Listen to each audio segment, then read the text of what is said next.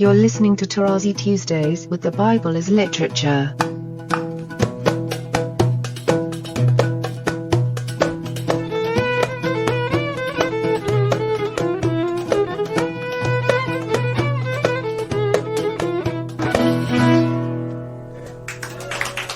Hi, this is Father Mark Boulos, and you are listening to Tarazi Tuesdays with the Bible as Literature podcast. In this week's discussion of Genesis, Father Paul recalls a personal example reflecting on the criticality of memorization for the study of Scripture. I am honored to introduce Father Paul on the Bible as Literature podcast, Tarazi Tuesdays. The difference between Cain and Ishmael is very striking because Cain, as I stressed to you earlier and in my books, is eliminated from the Toledot of Adam in chapter 5. You don't hear about him anymore. He's not part of the deal. But Ishmael remains. And this is what allowed the Quran. Its approach is very interesting to me.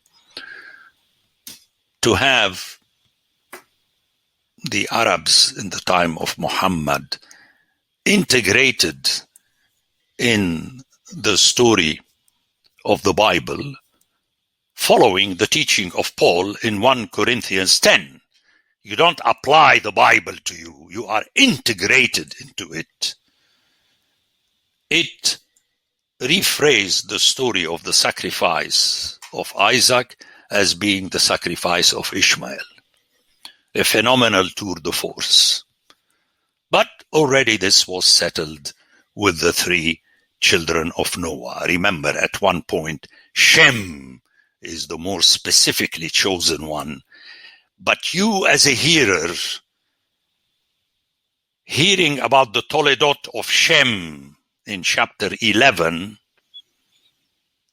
cannot miss the conjunction with the Toledot of the 3 brothers in chapter 10, just one chapter before. In other words, you could do this in your Sunday school. Ask the children, who is Shem? If you're not teaching them your philosophical theology, they will never be able to answer. But if you have been reading with them Scripture, they could not miss the fact that one chapter before, Shem was one of 3 brothers. It's impossible. I mean, you have children, just read books for them and you will see how they react. They will tell you, no, it's not so. Last time we heard it otherwise. You must be misreading or cheating because you want to finish very quickly and go and watch TV. But the children want to hear the entire story. And only then we hear these are the Toledot of Isaac. So, a long aside, 18 verses that says a lot, but let's proceed. Again, Isaac, Abraham's son, which is similar to what we heard earlier about Ishmael. He is also Abraham's son.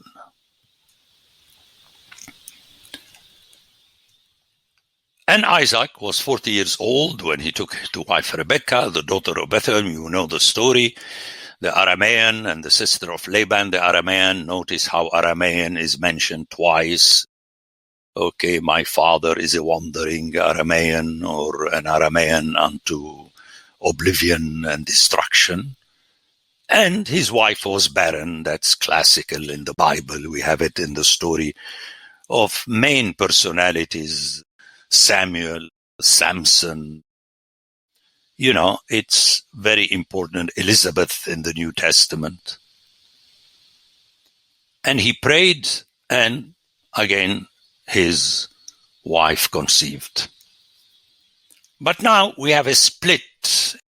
Instead of having one child or one son, we have 2, and that is very important, especially that they are introduced, presented as twins. I mean, if you hear it in the original, you at one point, by the third time, you realize that the author is intending something.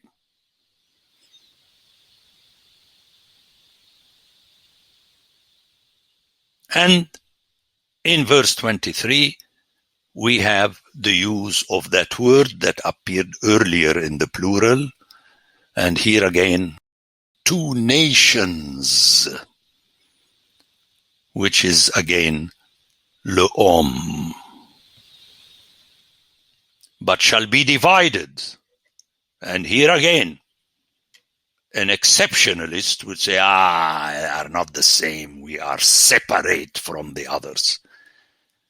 Yes, but unfortunately for classical theology, the original Hebrew uses the nifal from farad, which is what I call the positive separation. You send them in two different directions. But it is not the futs, which is to scatter and to separate completely. So you hear that verb and you cannot miss. It's impossible. Because it appeared in Genesis 2 about the 4 rivers. You could see farad does not end by separating in the sense of making two people different in value, but it's functional. You have it in Genesis 2 with the 4 rivers, and in Genesis 10 with the nations and the peoples, and in Genesis 13 with Abraham and Lot. And here. Okay, if my hearers would do that, buy a concordance electronically and so, just look at these things. I know people say, but this is not how you hear Scripture. Yes, in our time where people do not know Scripture as well as the original hearers did. If you know the Bible, and here it's good, I'll share with you a story that I heard from the late Archbishop Tracatellis, who was my predecessor at Holy Cross. But let me finish the verse. And then one shall be stronger than the other, and here again, the elder shall serve the younger. Here for younger, we have a word that those who know Arabic would guess, sa'ir. We have it in Arabic, saghir. Okay, that's the way it is in the original. But let me tell you the story of Metropolitan Tracatellis.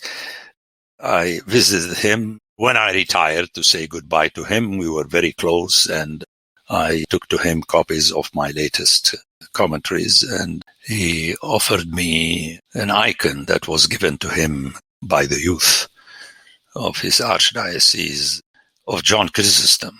And he said, Father Paul, this is from me to you to thank you for all you've done. But then he smiled and said, let me tell you a story that brings you to mind, a story that happened to him before in life. When he was doing his doctoral work at Harvard, he told me one of the students who was by far more capable than the rest of us, he was a Catholic priest, and our teacher was a Jew. So he asked us a question. He said, where do you find this? It's a pretty unique text. So everybody shook their heads. They couldn't answer him. And this Catholic priest volunteered, and he said, well, I'll check the concordance. And in a split second, and he imitated him because I do the same, the professor slammed his forehead and he said, no. There is a friend of mine who makes fun of me while listening to the podcast. He said, I asked the question to say, no. So he slammed his forehead. He said, no, you have to know. And everybody froze in the classroom. And until, which is something I mentioned in the Rise of Scripture at the end, if we just learn by heart, beginning with the Psalms. Psalms, by the way, is a very interesting book because to me, as the book of Isaiah, it is the story of God with his city, Jerusalem/Zion. I mean, you have the whole biblical story in the book of Psalms. And that is something that can be done, by listening in the car to Psalms and so on. And again, to make another aside, this is how I was able to write my book of Psalms, which has a unique value. It's because when I was teaching at Holy Cross, I had so many hours driving and I would listen to the Psalms in English, obviously, But then slowly on, I was able to connect statements from Psalms with other Psalms and so on. So this is very important to notice that the word here, be divided. Well, divided, RSV translate in the same way the verb hibdil in Genesis 1, separated. But that's the trouble, again, with translations. So, farad is separation, to live in peace. Just give the example of the 4 rivers of the nations and of Abram and Lot. When her days to be delivered were fulfilled, behold, there were twins in her womb. And the first came forth red, very interesting. You hear red, but in Hebrew it's admoni, which means red as the red of the Adamah. And then you have the introduction of his being hairy, which is from the root se'ir, and later we shall hear that Mount Edom is Mount Seir also. So here again, this connection is given to you in Scripture. So they called his name Esau. But obviously his being hairy has a function in the story, as we shall see. And then his brother came after him, and he was holding the heel, which is from the root Aqab, and you could see where the name Jacob, Yaqub, comes from. Those who know Arabic know that the one, for instance, the heir that follows the king, in Arabic we say Aqiba, came after the other. When the boys grew up, Esau was a skillful hunter, a man of the field, Ish Sadeh. I discussed in detail in my latest book the connection and the differentiation at the same time between Eretz, Adamah, and Sadeh is very important. Sadeh is very early with beasts of the field. Sadeh is the earth that gives life, that is, if you like, planted, seeded, and so on. But notice what is said about Jacob was a quiet man. That's very strange. Dwelling in tents. The Hebrew for quiet man is tam, similar to Noah, complete, full. That becomes important when one hear after it the addition Yosheb Ohalim, dweller of tents. Way back, Abel was introduced as Ro'eh Son, shepherd of flock. And that is very important. the differentiation between Esau and Jacob, which parallels the differentiation between Cain, who was a planter of the vine, and the other one who moves around and eats from whatever the earth grants him. Isaac loved Esau because he ate his game, which is side. The original Hebrew and Arabic side means hunting in both sense, like fishing and hunting. It's the same word. But Rebekah loved Jacob. This is planted to introduce how Rebekah used this love as preferential, and she will cheat against her own husband and her other son Esau, which is a sad story, but, again, the Bible equalizes everybody by presenting all the protagonists as imperfect. And then you have that story that I discussed in detail in my books. You could check on that. The play on the pottage, which is red, and red in Hebrew is Adom. In other words, red as the Adamah is red. And then the play is underscored in 30, and Esau said to Jacob, "Let me eat some of that red pottage. Ha'adom, ha'adom hazeh. The red, this, red. For I am famished." And the author makes the comment, therefore his name was called Edom, which is the name of the mountain which is close to Seir, or it's the same mountain as we shall see, Paran, Seir, and so on. And then you have the introduction of the following chapter where Jacob buys his birthright. That's not good. First, sell me your birthright. Bekorah.